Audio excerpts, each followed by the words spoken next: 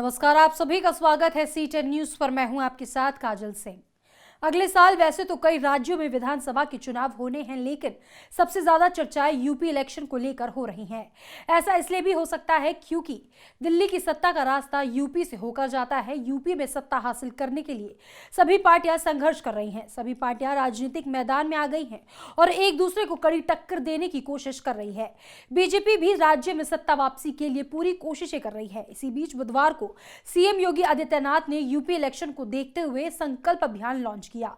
इस दौरान बीजेपी ने अपने चुनावी घोषणा पत्र के लिए जनता से सुझाव मांगे।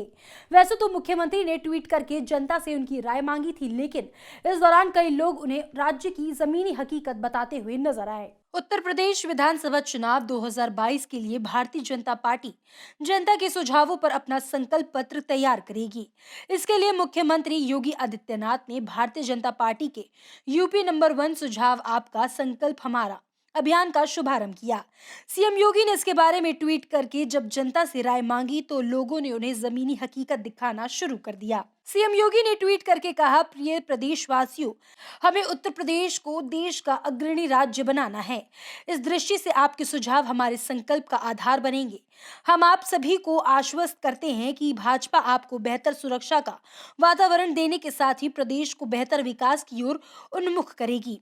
मुख्यमंत्री के इस ट्वीट पर कई लोग अपनी प्रतिक्रियाएं देते हुए नजर आए। कई लोग सीएम को हकीकत से रूबरू कराते हुए नजर आए। पिछले 5 सालों के कामों से लेकर कई विकास कार्यों के वादे और दावों पर लोग इस ट्वीट पर कमेंट करने लगे। एक यूजर ने लिखा, डर क्यों रहे हो? डर किस बात का? पिछले 5 साल में कोई अच्छा काम किया हो तो बताओ। वहीं एक अन्य यूजर ने कहा कि बाबा जी, पहले युवाओं पर ध्यान दीजिए।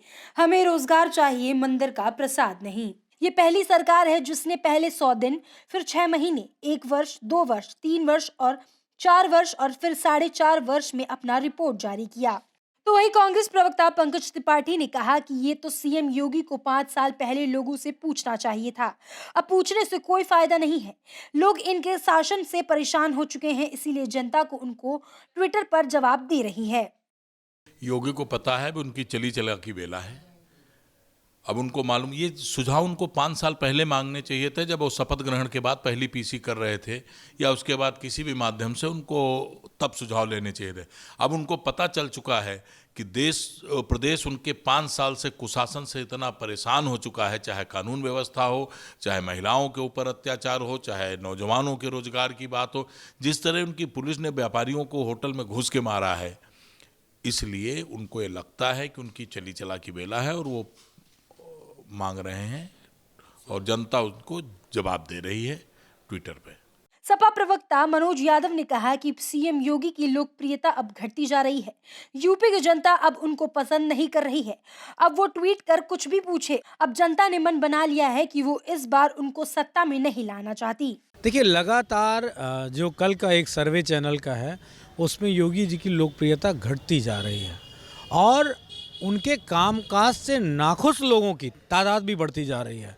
तो निश्चित तौर पे अब वो संकल्प पत्र ट्वीट करके जनता से राय मांगे अथवा कोई और बात पूछे, जनता ने अपना मन बना लिया है।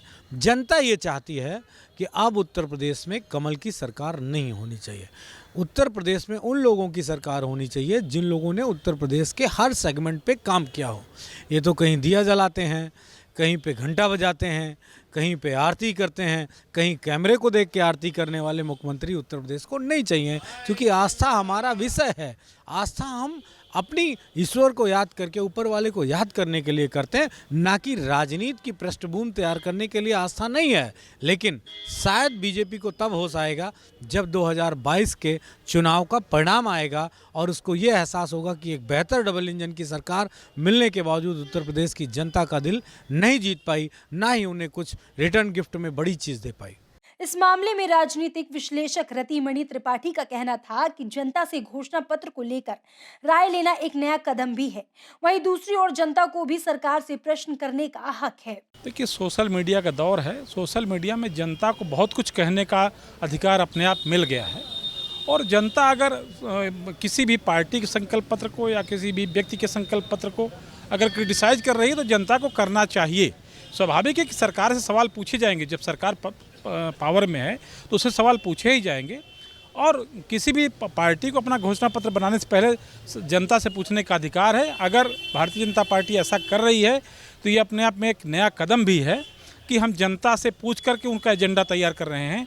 ये होमवर्क या ये ग्राउंड वर्क पहले कर लिया जाना चाहिए, थोड़ा देरी हुई है, लेकिन ये भी एक नए किस्म का ट्रेडिशन, जैसे प्रियंका गांधी वाड्रा ने 40% सीट देने का ऐलान किया और एक नया एजेंडा क्रिएट किया है, उसी तरह से भारतीय जनता पार्टी या योगी आदित्यनाथ जी एक नया एजेंडा क्रिएट कर रहे हैं कि हम जनता से पूछकर उनके समस्याओं पर एक संकल्प पत्र तैयार करेंगे। ये अच्छी बात है, ये स्वागत योग्य है, लेकिन इसमें विलम्ब हुआ है, जनता के बीच पहुंचने में थोड़ा देरी हो गई है। संकल्प पत्र जल्दी जारी होना है, इसलिए बहुत कुछ कमजोरियां भी इसमें सामने आएंगी, पर ठीक है, एक नई शुरुआत है और इस पर दूसरी पार्टियों को सोचना पड़ेगा ही। बता दें कि अगले साल यानी 2022 में यूपी में विधानसभा चुनाव होने हैं।